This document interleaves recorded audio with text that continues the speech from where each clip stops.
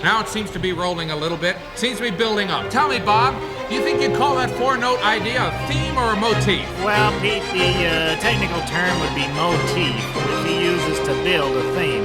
I see. Thanks for setting me straight about that, Bob. Well, we're heading into the second theme section here, and we can expect a little modulation down there.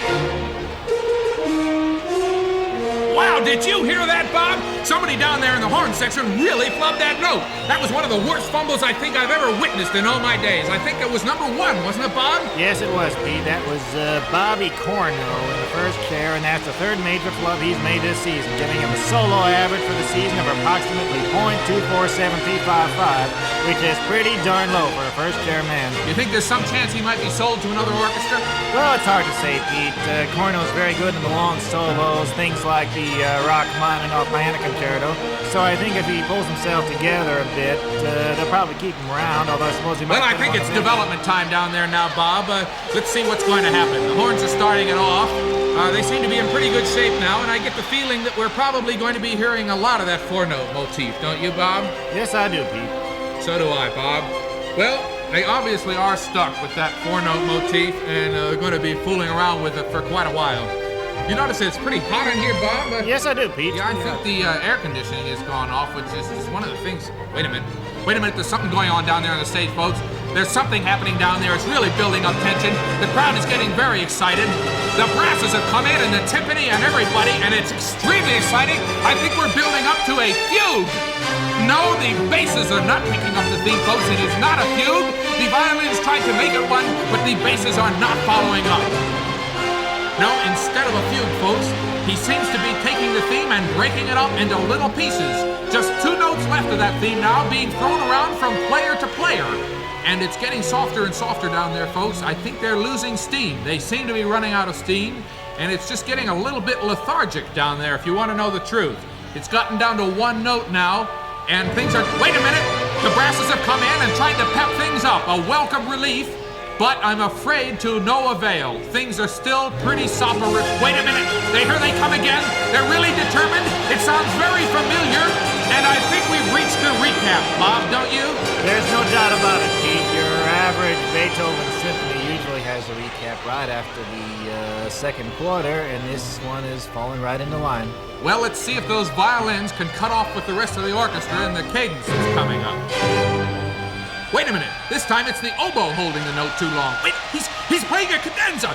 He must be out of his mind. He thinks it's an oboe concerto. The conductor's standing down there. He doesn't know what to do. Have you ever heard anything like that, Bob? I certainly haven't, Pete. I think it was a disgraceful display of lack of teamsmanship. And I wouldn't be at all surprised if Highwood's name wasn't on the roster next season, although I must say that the fans really seem to go for these outbursts of temperament. Well, I always say, Bob, professional music teams wouldn't exist without the spectators. Anyway, we're into the home stretch here with the second theme coming up, and we should be in C minor right up to the double bar. Wait a minute. That's really something, Bob. The piece's build is being in C minor, and yet it looks like it's going to end in C major. It's really something, Pete. Well, I think it's something that the Composers Commission ought to look into, and I suspect that they will as soon as this gets out. But it looks like it's going to be an ending anyway. Things are building up a little there. The violins have really gotten a hold of things. They're really beginning to roll, and now he's adding all the woodwinds there. He's thrown in all his brass and the timpani, and it's tutti all the way, folks. He's got a great piece on his hands here, and he looks like he's really coming into the home stretch. Well, I guess that about wraps it up, hey, Bob? Yeah, Pete, it's been a good piece. I think he can really have something to be proud of himself here. Wait a minute! The brasses are taking the theme! They're not letting it stop! They're taking the theme and running ahead! Bob, this piece is definitely going to go into overtime. I can see that. The crowd is going wild. They're standing up on their feet. They're jumping. They're stomping. They're yelling. And let me tell you that down on that stage, the players are doing a bit of running around themselves. Nobody knows where the theme is. The audience, nor the players, nobody knows where that theme is. Everybody is running around, and believe me, it's very exciting. This is the kind of thing that only happens once in 10 years, folks. They've got a new theme going on down there. I can't believe it. Bob, do you know where this new theme comes from? Well, Pete, it probably comes from, no, I don't, Pete. Well, they're tossing it around now. The woodwinds have it, and then the strings have it. Nobody seems to be able to keep his hands on that theme. It's getting tossed around from player to player, from section to section. And believe me, folks, the audience is just as confused as the players is about who is going to have that theme finally. Wait a minute, the strings have got a hold of it. The strings have got a hold of that theme, and they are not going to let go. What's this? I can't believe my ears. It sounds as if it's another recap. It sounds as if he's going right back to the beginning. If this is true, it's the first time it's happened in 10 years of concert casting. Wait a minute. Those sound like final chords, though. This may be... That may be it, folks. I'm looking down at the referee. Yes, that is it. That is the end of the piece. The players are taking off their helmets, and the conductor has turned around and is acknowledging the cheers of the crowd. Well, it was quite a symphony, wasn't it, Bob? It was quite a symphony, Pete, and I think the fans feel that they got their money's worth. So do I, Bob. And I don't think there's any doubt about who won this contest either. As a matter of fact, I wouldn't be surprised if the critics slap a stiff penalty on some of the players, particularly Bobby Corno. Neither would I, Pete, and of course this was a very important victory for Heilige Dankesang, since it puts him right up there at the top of the Conductors League. That's right, Bob. That means that he'll be up against the Fargo-Moorhead Symphony in the World 12-Tone Series next month. And let's see, they not only lead the Orchestral League, but I think they're unbeaten this season, aren't they, Bob? You said it, Pete, and if Dankesang can win 4 concerts off them, he'll be the first conductor to earn the pennant since Toscanini. Well, that's quite a challenge, Bob. Now I think I'd better be heading down to the locker rooms to have a chat with Dankesang himself. Well, Pete, I think he was supposed to be doing a baton commercial after the concert, but why didn't you give it a try? I'll do that, Bob. So for now, this is Pete Schickerly And Bob Dennis signing off for the wonderful wide world of notes. WOOF gives you the time of day. At the sound of the tone, the time will be exactly 8:23.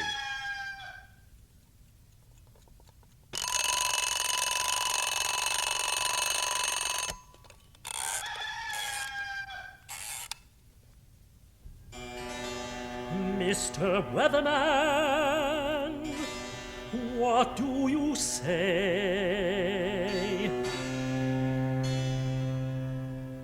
Will it be nice, or will it be stormy today? Those of you who have looked out of your window this morning have probably been surprised to see that there is no weather today. This unusual condition is due to a surprise wildcat strike by members of the Weather Bureau Employees Union, Local 30.2 in Falling, and is expected to continue through tomorrow night with the possibility of clearing up by Saturday. Some members, however, have said that they intend to cross the picket line. So our forecast for today and tomorrow is for scattered weather over the greater Hoople area. Now here's the news.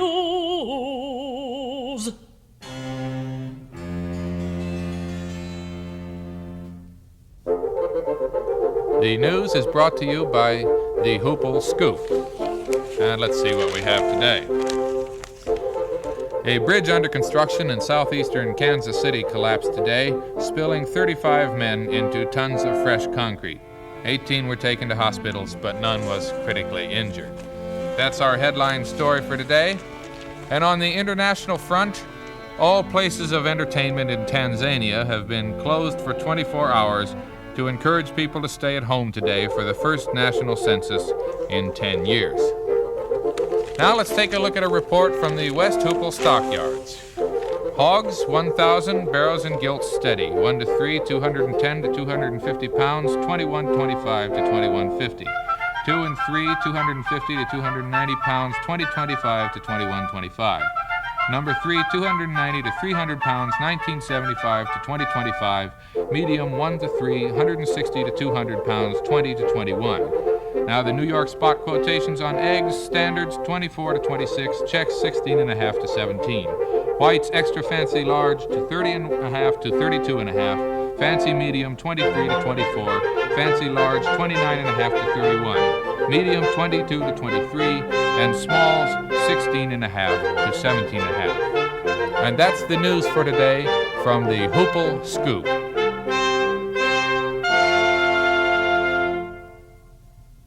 We have a real treat in store for us now. P.D.Q. Bach's Traumerei for unaccompanied piano, performed on the actual piano that P.D.Q. Bach owned when he wrote this piece.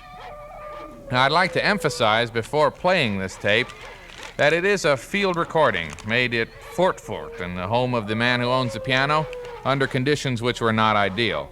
But I think the historical importance of this recording far outweighs any considerations of high fidelity.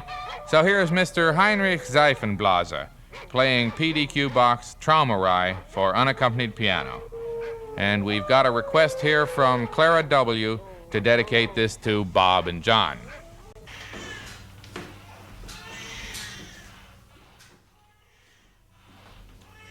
Okay, let's see.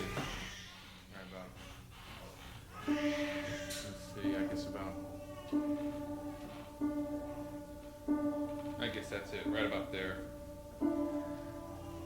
Okay, could you start at the beginning again, please? That's it. Können Sie von den, oh well.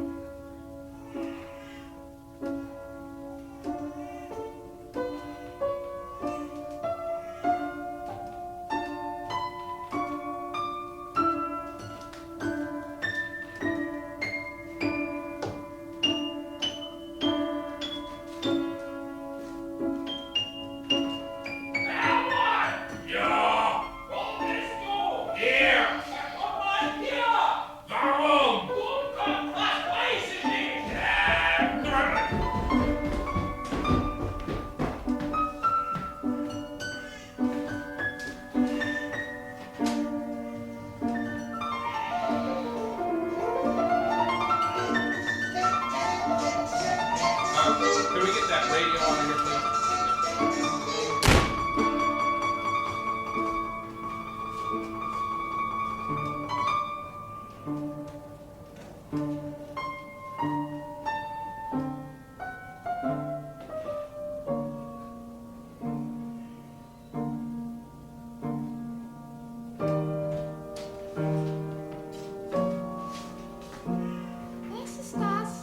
No, Sonny, don't play with that. Don't play with that.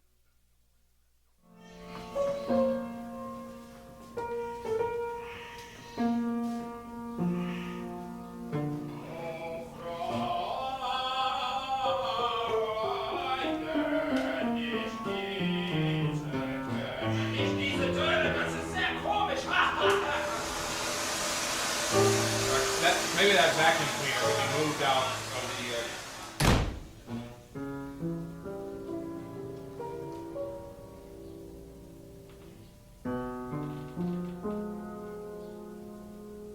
Oh, let me get that tape straight.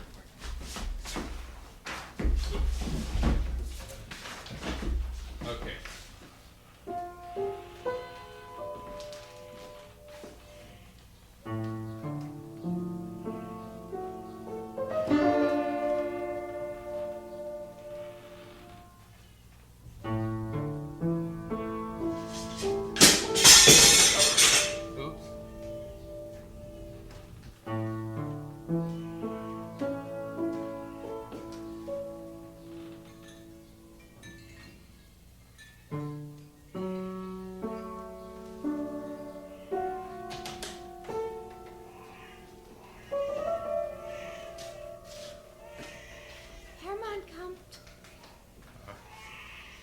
Hey, don't play with that wall plug.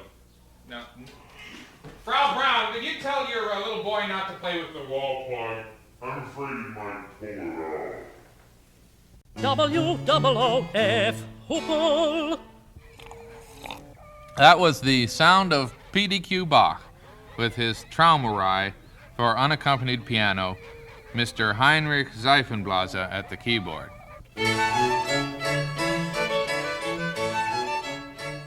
Well, I guess that just about wraps things up for today. And I hope you'll be joining me next week, when in all likelihood I'll be bringing you yet another Report from Hoople.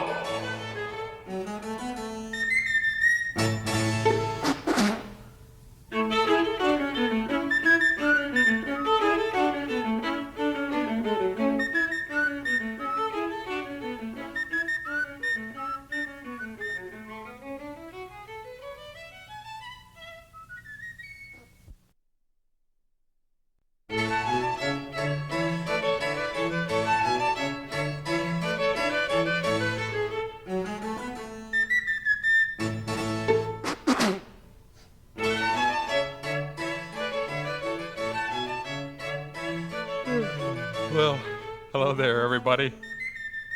This is your friendly Professor Peter Schickley with yet another report from Hoople.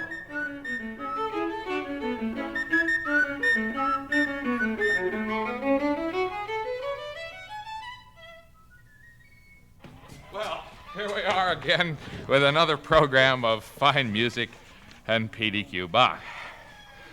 We'll start with a little of the latter as usual, as we hear the Schlepptet in E-flat major, as performed by members of the Freshman 4-H Club Symphonic Society of the University of Southern North Dakota at Hoople.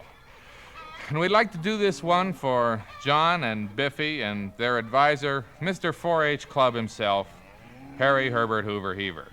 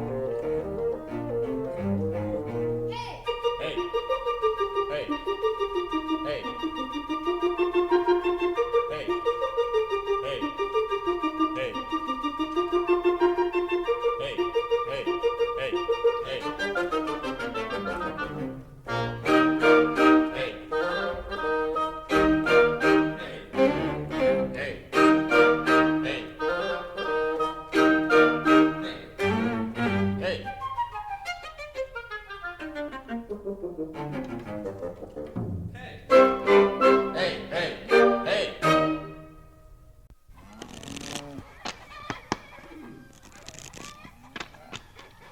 And that was P.D.Q. Bach's Schlepptet in E-flat major, performed quite enthusiastically, I think, by students at SNDU at H. And I must say, why Beethoven's septet receives performance after performance while this work remains shrouded in obscurity is something I will never understand. W-O-O-F, Hoople. And it's time to play What's My Melodic Line? The game where you try to stump I Virtuosi di Hoople by sending in the score to any instrumental piece written between 1600 and 1750.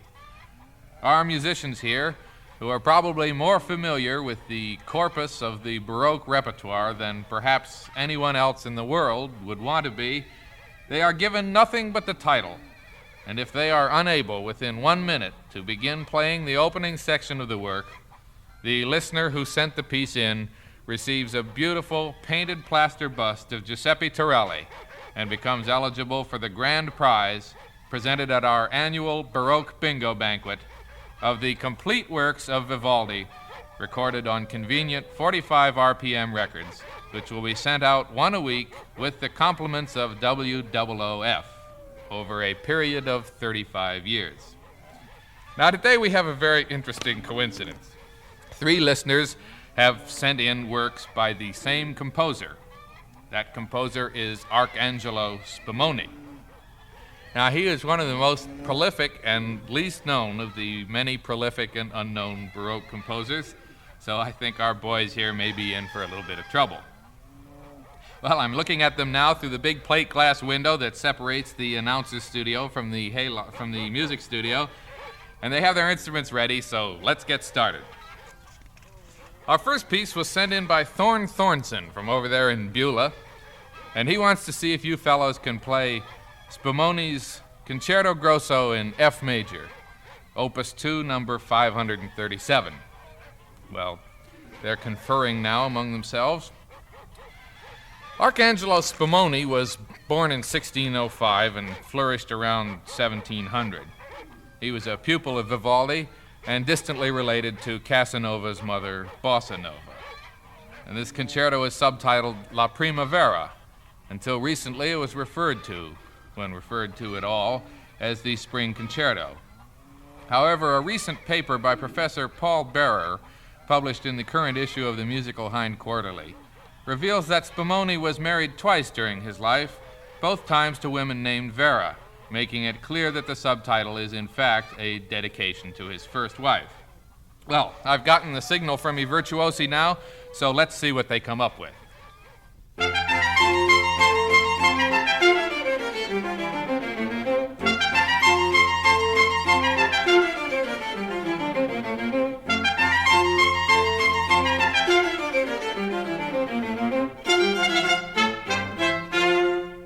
That is absolutely correct, gentlemen. That is how Spumoni's Opus 2, number 537 begins.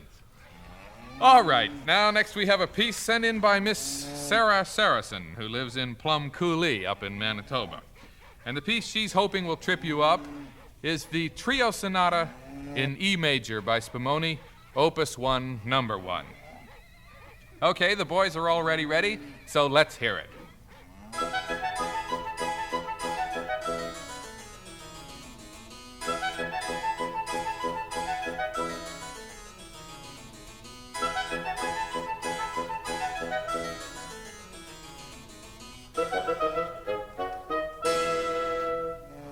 You did it again, boys. Now we have a very tricky one for our harpsichord player. It was sent in by Sonny Sunson from Zap, and he wonders if you can remember the first of Spumoni's 3-part inventions, Opus 6, number 4 to the power 9. Be careful now, Gerald. Do you think you know how it goes? Oh, no. No, you fell into the trap, Gerald. Gerald, you fell into the trap. That's the first of the 2-part inventions, which were written at about the same time, but show him the 3-part inventions. see. That's right. That's number one of the three-part inventions. Well, Mr. Sunson, you really stumped him. And you'll be receiving your plaster bust of Torelli, and your name will be put in the hat for that grand prize next December. Sorry about that, Mr. Thornton and Miss Saracen.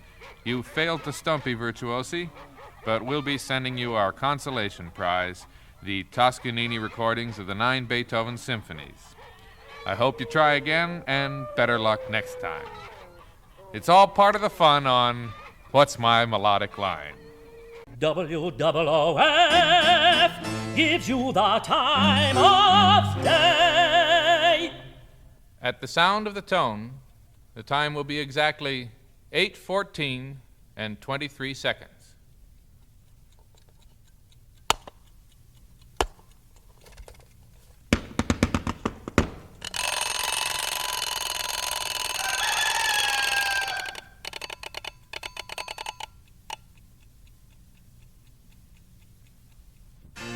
Now here's the news.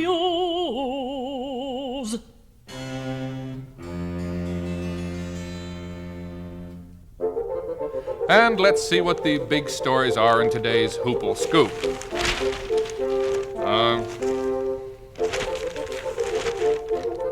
Seems to be mostly ads today.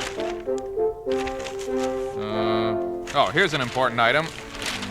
A report from Minot that fish in the Mouse River have been dying by the hundreds due to the low water level. State health and game officials have requested that water from Lake Darling be rushed downhill to the Minot area as quickly as possible. And now let's take a look at the statewide junior high intramural basketball scores for last night. Fargo beat Bismarck 108-3, and Devils Lake dumped Dickinson 7-6. Anamoose trounced Tuttle 205-189, while McVille murdered Mose 487-32. Cogswell clobbered Gwinner 93-60, as Velva and Voltaire tied at 20-20, while Pingree punctured Daisy 40-19. Cannonball flattened Frida 206-106, and Donnybrook squeezed out Air 503-501. Meanwhile, Vang was victorious over Menango 2-1, Overly overwhelmed Napoleon 18-12, Gackle and Fingal were even at 7-up, and Beulah bowed to Burt 20-1. And that's the news from the late city edition of the Hoople Scoop.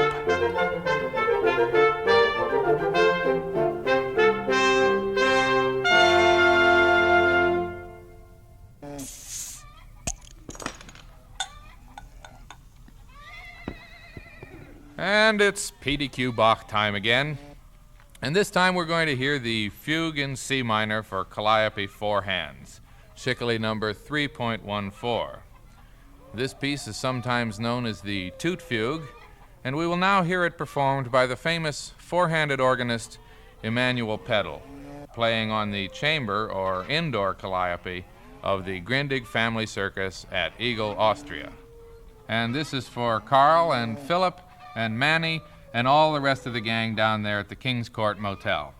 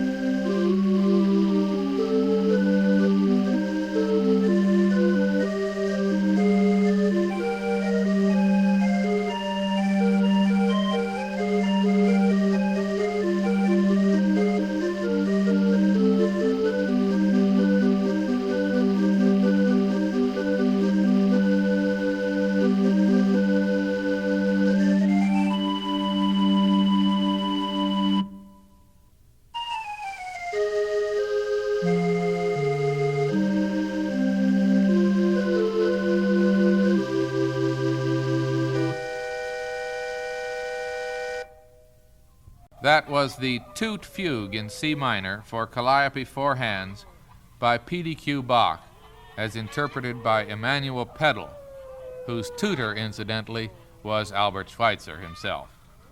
And I think if one compares this work to the awkward contrapuntal exercises of early 19th century composers, Beethoven, for instance, one cannot help but be convinced of the superiority of even the lesser Baroque masters. W-O-O-F, Hoople. So let's move into the final portion of the show here and take a look at what's happening in home economics. I'll bet you didn't realize that 44% of families living in cities do some home canning. They put up an average of... Oh, no, it's back again. I was afraid this would happen.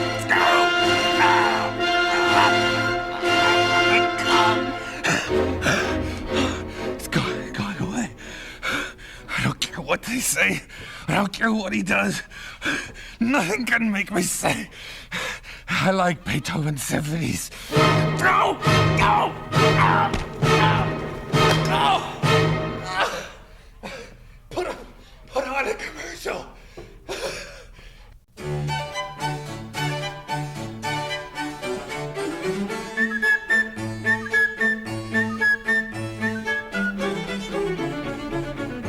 If you have never smoked a cigarette, you don't know what you're missing. Oh no, oh no, oh no, you don't know what you're missing.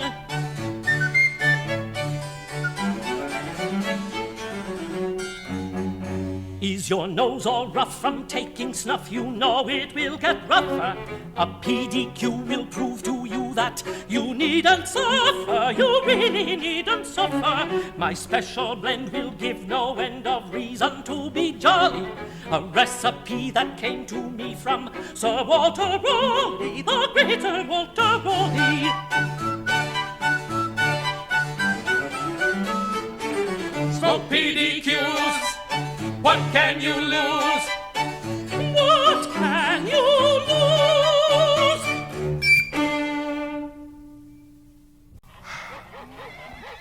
Well, I will say this, that considering his handicap, Beethoven did pretty well. As some of his country dances are very nice pieces.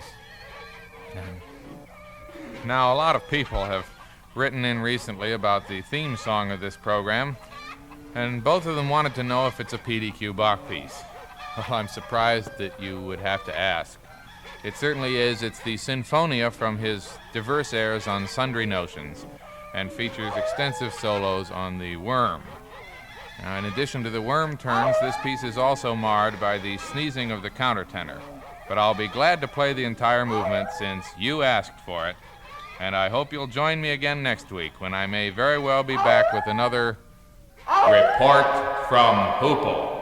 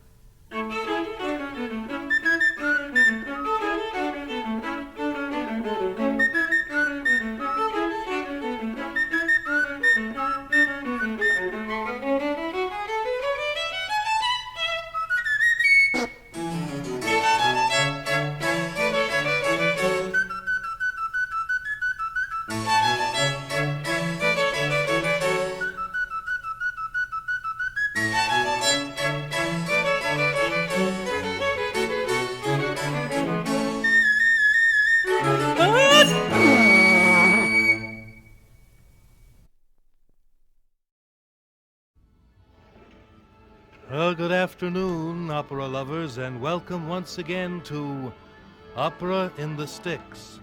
This is your host, Milton Host, and today we will be hearing the radio premiere of P.D.Q. Bach's long-neglected half-act opera, The Stoned Guest, as performed by the University of Southern North Dakota at Hoople Heavy Opera Company.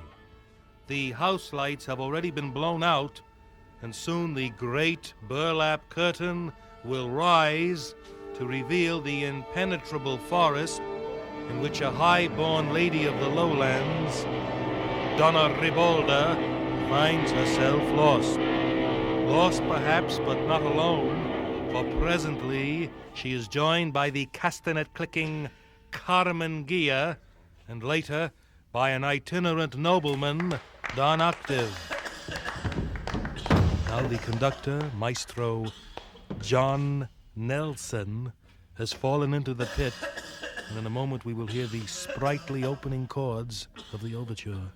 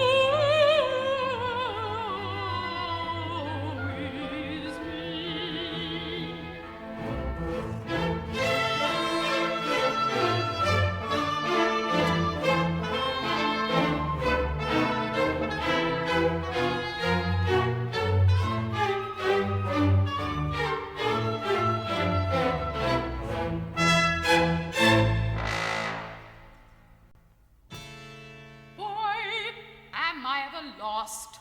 Whatever will become of me?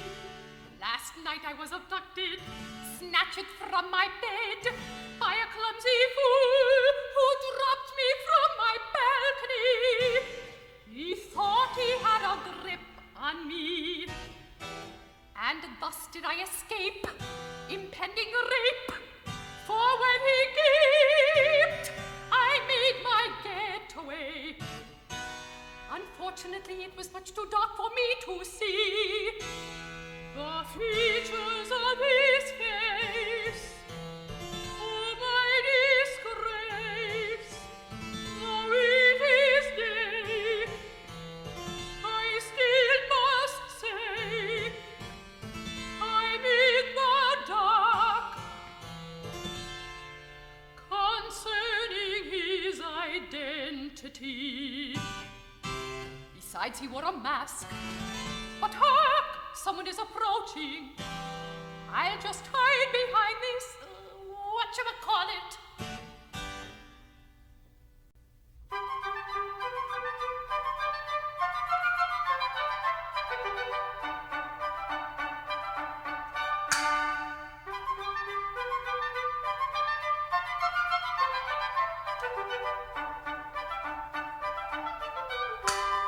Now is the season when logic and reason are looked on as treason, and everything's fine.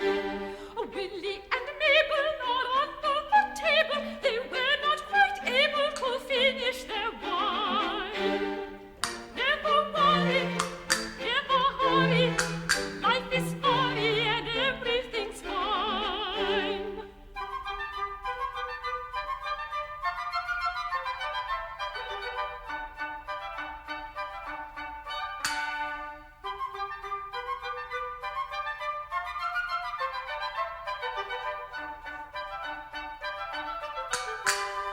If you're a male and you're hearty and clear, and you'll buy me some ale and you're reasonably clean, you've no idea how much Carmen Gia is dying to see. You know what I mean. Never worry, never hurry. Life is funny and reasonably clean.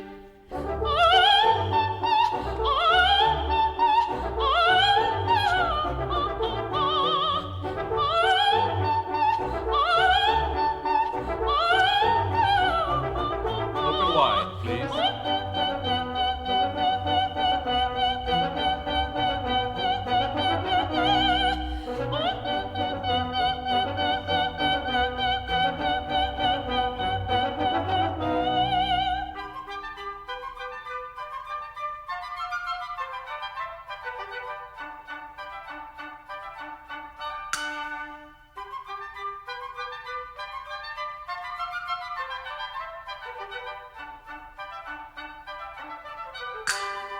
I can't endeavor to promise I'll never deceive you forever. That's quite a long time. Though you may catch me, you'll never attach me. Although you might ask me when I'm past my prime. Never worry, never hurry. Life gets funnier all of the time. Never worry, never hurry. Life is funny because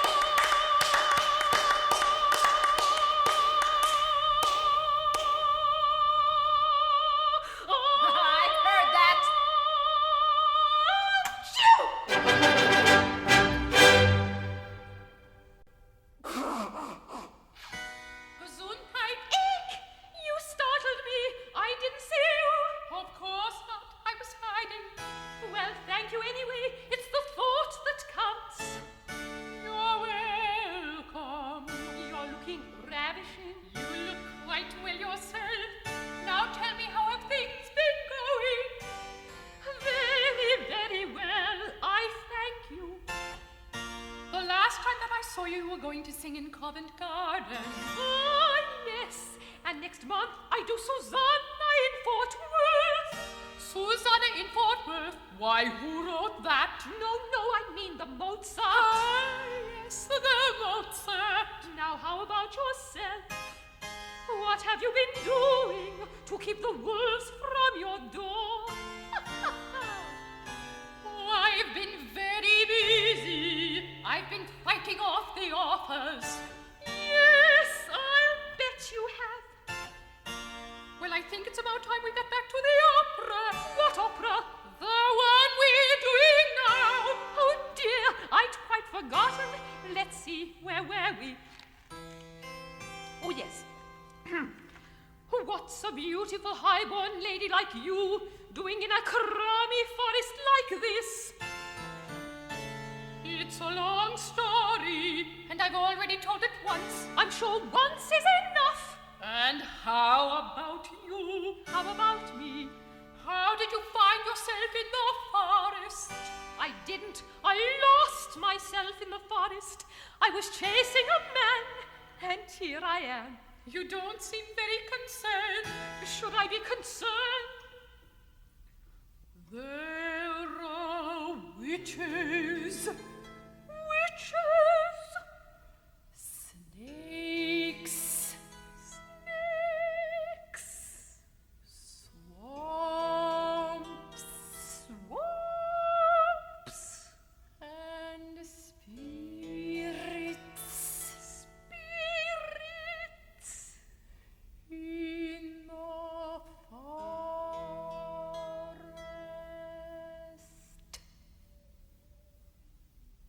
I'm concerned.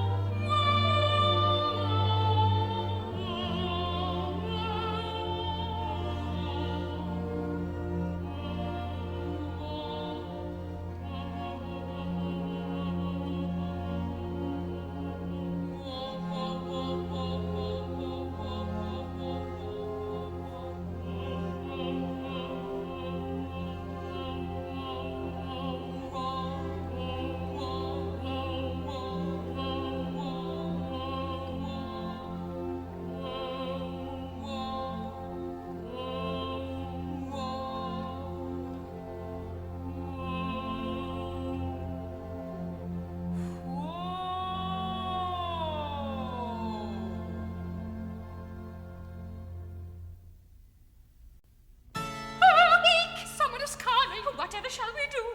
Is there room enough behind that, whatchamacallit? Not enough for you. Very funny. Wait a minute. I have a clever idea. Wouldn't we be safer if if you disguised yourself as a man. Oh my, what a clever idea. Although I think perhaps that you might make a better man. It all depends on what's available. Well, we haven't any time for arguing. I really think you have the better figure. I'm afraid that I might give it away. Yes, you might, since you do it all the time. Well, let's have a look. You are very, very handsome as a gentleman.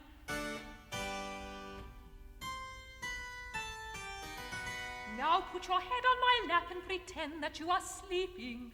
That won't be very difficult after the night I've spent.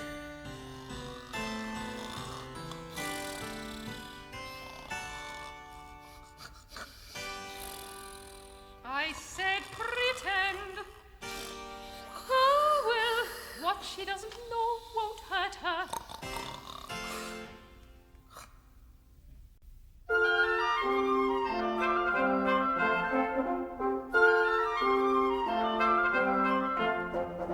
Look at me, look at me, look at me, and tell me what you see.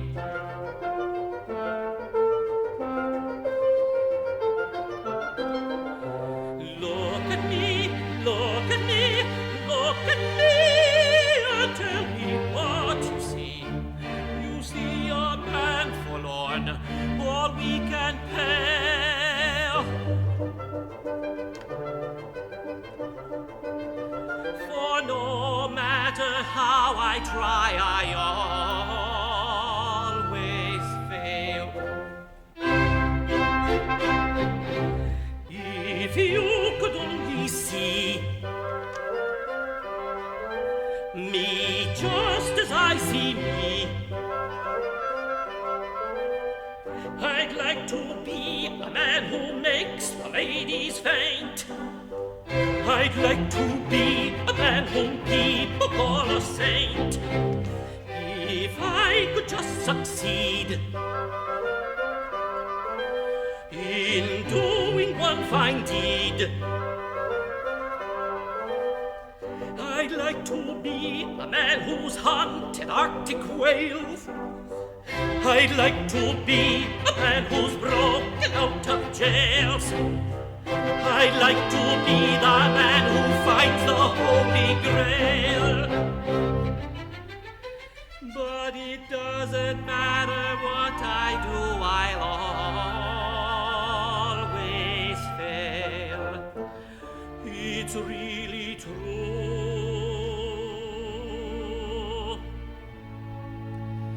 that singing octaves is the only thing that I can do. Well, now you've heard my tale, I guess I'll go and find me something new to fail. Look at me, look at me, look at me, and tell me what you see.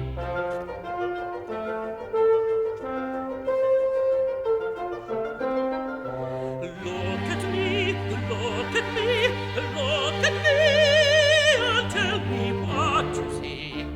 You see a man forlorn, all weak and pale.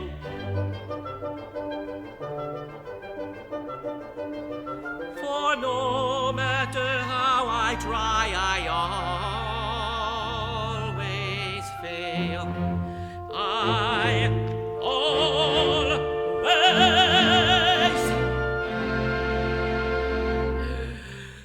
fail.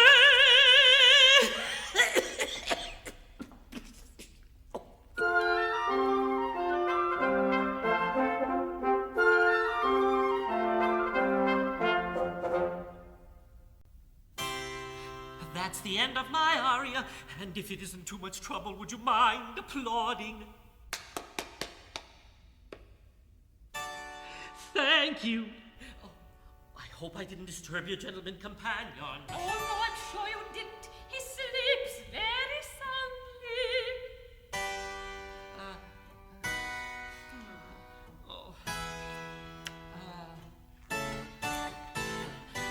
Well, oh dear.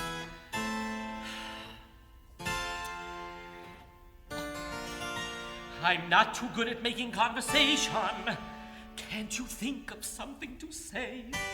Well, perhaps we might feel more comfortable if you took off that mask. Mask! I forgot I had it on. That's the villain who tried to abscond with me.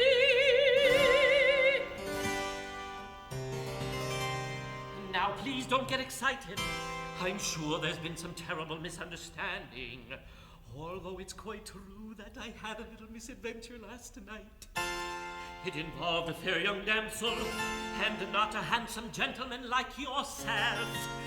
I assure you. I am no gentleman. If you say so. Donna Ribalda, my sister.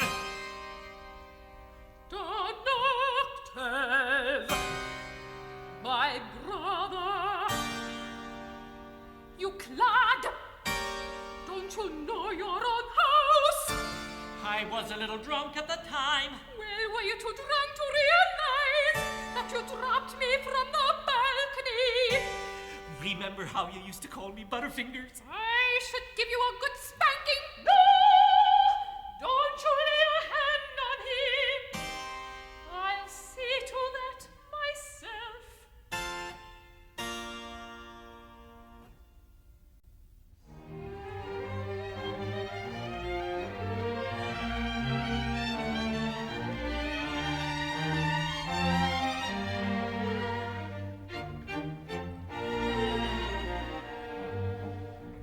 I'm sure I'd be a much more affectionate sister than she. Oh, yes, I'm sure you would be much more than she. I'm sure you'd be. On that we both agree. I'm sure you'd be a much more affectionate sister than mine. You look so friendly and fine, much more than mine. You look so fine. Just name the place and time.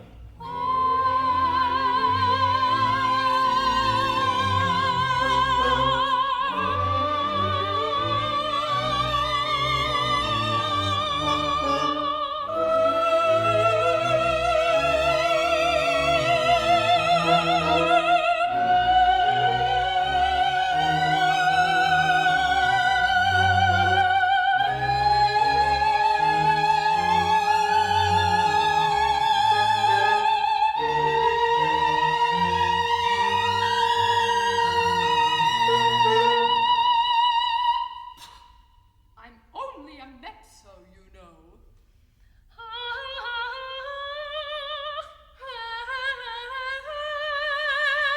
Don Octave, have you got a stopwatch? Yes, love.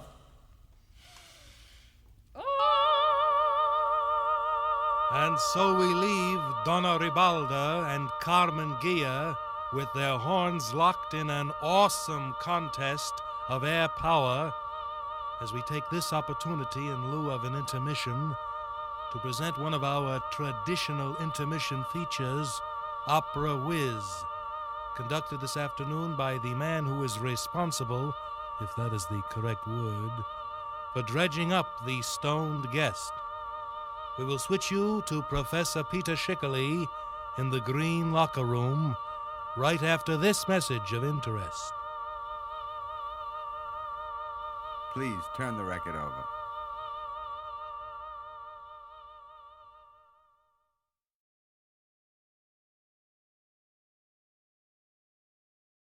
Hello there, opera lovers. This is Professor Peter Schickley over here on the other side of the record. And we're all set to go with another Opera Whiz. Our guest today is Mr. Paul Henry Lung, who is widely recognized as perhaps the leading authority in the country, if not the entire world, when it comes to matters operatic. Tell me, Mr. Lung, do you live in Hamburg or Milan or one of the other centers of opera? Me, nah, I live in Brooklyn. Brooklyn. Do you teach at a university there? I'm a cabbie. A cabbie? Yeah, I drive a cab, you know, a taxi. All right, everybody, I think it's time to find out just how much of a whiz this man is. Our first question was sent in to us by Mrs. Tessie Tura of Menango, and here it is.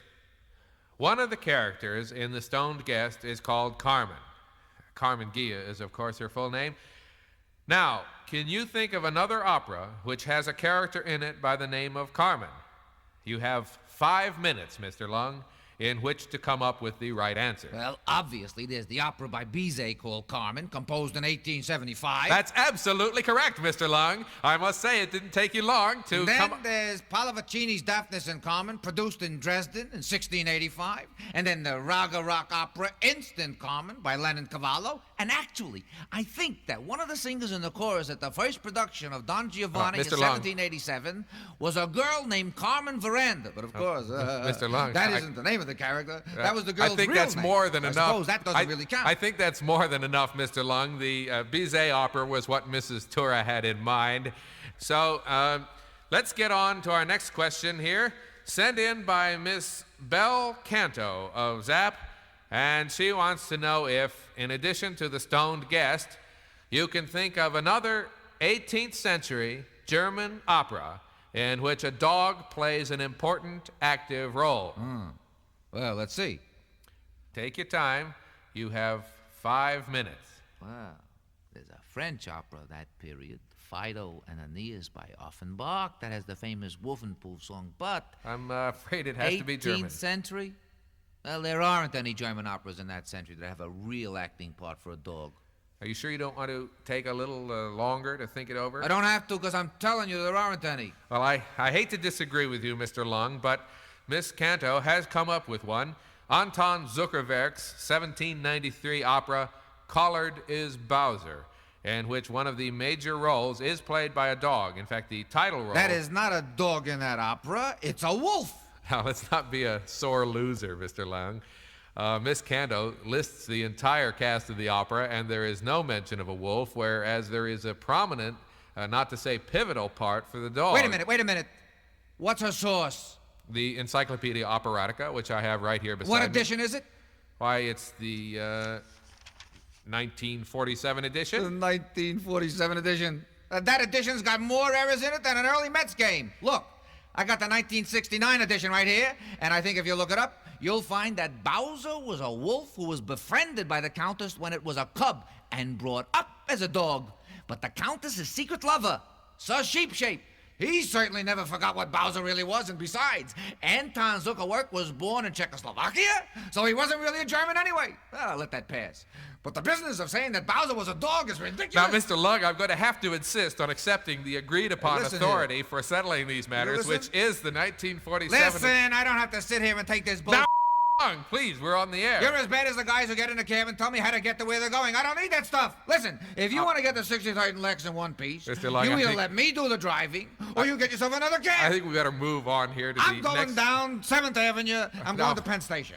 A guy flags me, and he says he wants to go to Grand Central. We're running out of time here, Mr. Lung. If he wants to go to Grand Central, let him go on 6th Avenue. Eddie, let him let's stand on 42nd switch it Street, back to but he Mr. sees me going Host, huh? downtown. Let's don't go back take upstairs me in an opposite direction. To the opera, huh? And here we are, back in the gymnasium proper, ready for the dramatic denouement of P.D.Q. Bach's diminutive magnum opus, The Stoned Guest. This is your host, Milton Host again, and the action will continue here this afternoon as Don Octave, his sister Donna Ribalda, and his increasingly affectionate acquaintance, Carmen Gia, bemoan the fact that they are lost in a strange forest with little chance of rescue. Just when things seem darkest, however, who should arrive on the scene but a large dog? He is, of course, the traditional Saint Bernard with the traditional casque around his traditional neck, and his appearance causes general rejoicing until it is discovered that the brandy cask has already been relieved of its contents. Don Octave's anguished cry, "Now who could have emptied it?" is startlingly answered by a crash of thunder and lightning, which accompanies the entrance of Il Commendatore. As the new arrival staggers about the stage, an intimate conversation between Don Octave and Carmen Gia reveals the true identity of the inebriated knight. But just at that moment, Donna Ribalda, no longer able to contain her hatred for her brother's new amour, flings herself upon Carmen Gia and strangles the unfortunate wench.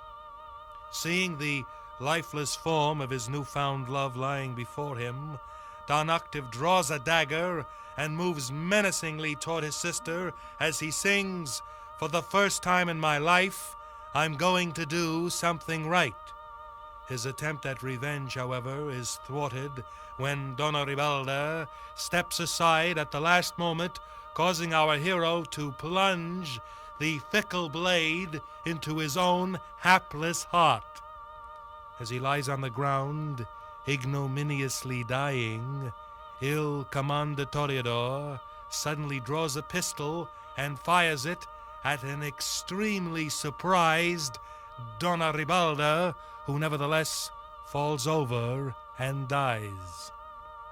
Finally, surveying the carnage around him, the stoned guest collapses in a drunken stupor and expires.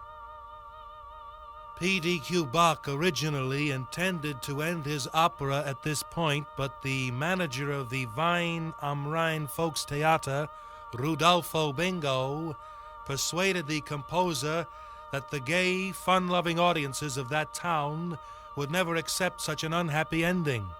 And so, without any explanation whatsoever, the entire cast suddenly comes to life and sings the gay, fun-loving finale, thereby providing a happy ending for this otherwise miserable opera. Now, let's return to the stage where both our primas donnas are becoming quite red in the face, so it shouldn't be long before we can get on with the plot.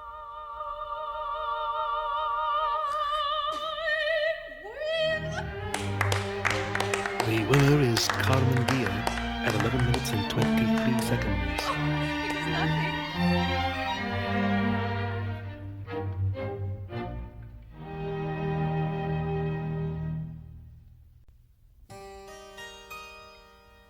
I hate to interrupt the festivities, but you seem to be forgetting that we're still very lost.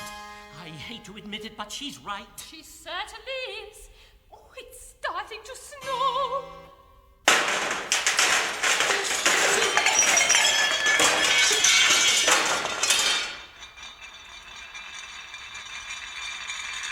And if something doesn't happen soon, we will probably freeze to death. It's starting to blow.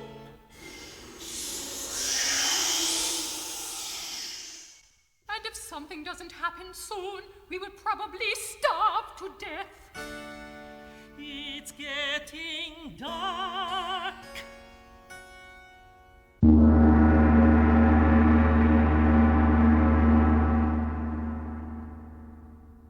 And if something doesn't happen soon, we will probably be bored to death. Speak for yourself.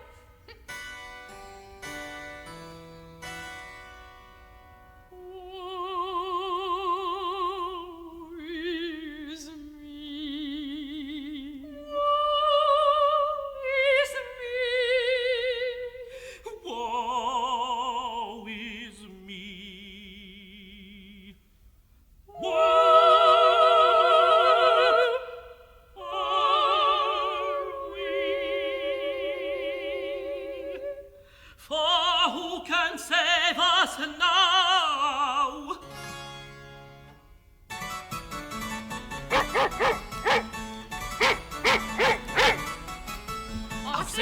our Savior, our Savior. Oh, we were lost, but now we're found by man's best friend, the noble hound. Our Savior, our Savior, our Savior. He brings us cheer, he brings us grog. He's man's best friend, the noble dog. Let's see what's in the cask. I wonder if it's scotch or brandy. It's neither. It's empty. Empty. Empty. Now who could have emptied it?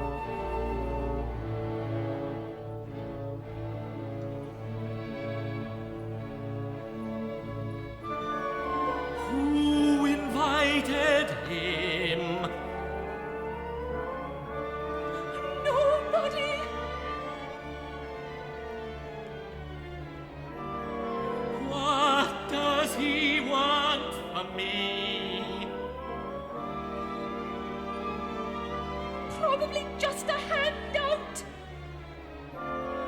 Why is he staring at me so? He's staring at me. Do you know him? He's my father. Your father? Yes, my father. Not your father. And him, my brother, you filthy wretch.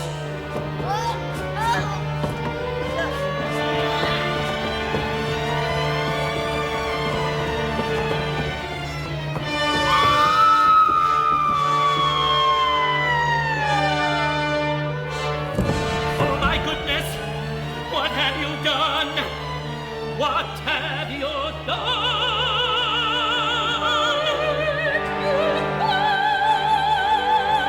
Only too well. For the first time in my life, I'm going to do something right.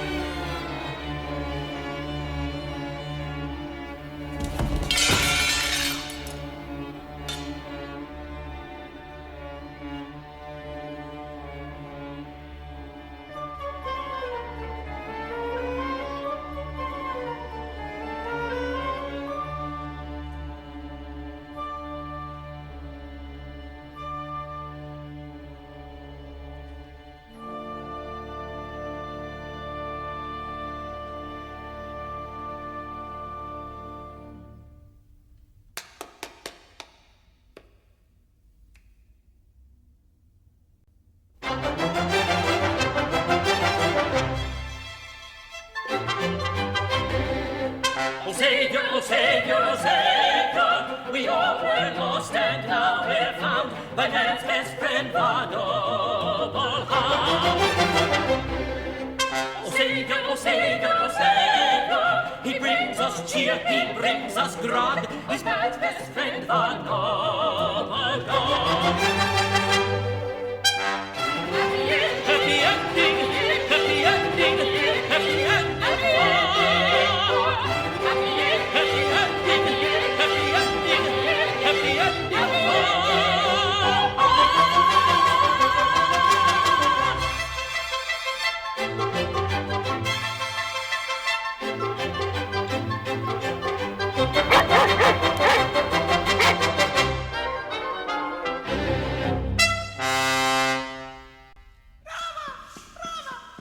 And so the final curtain falls on the stoned guest, and the janitor has started spreading sweeping compound on the court.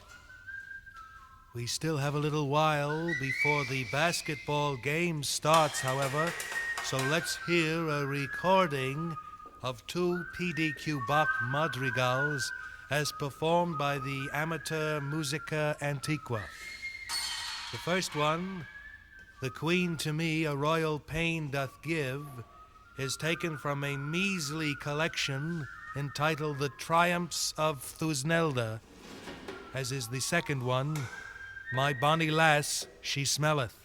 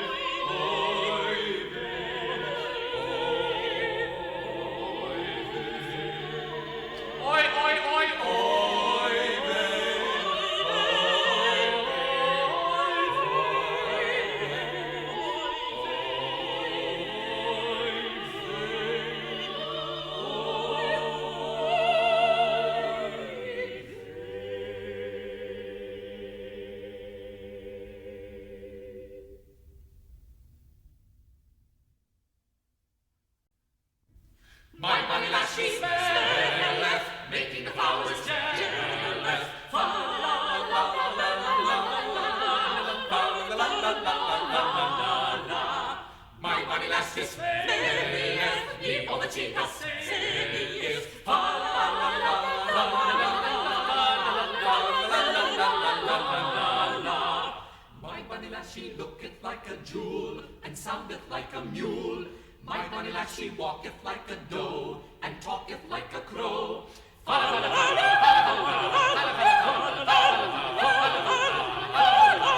la la di da.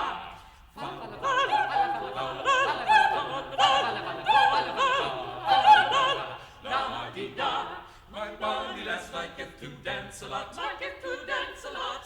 She's Guinevere and I'm Sir Lancelot, and I'm Sir Lancelot.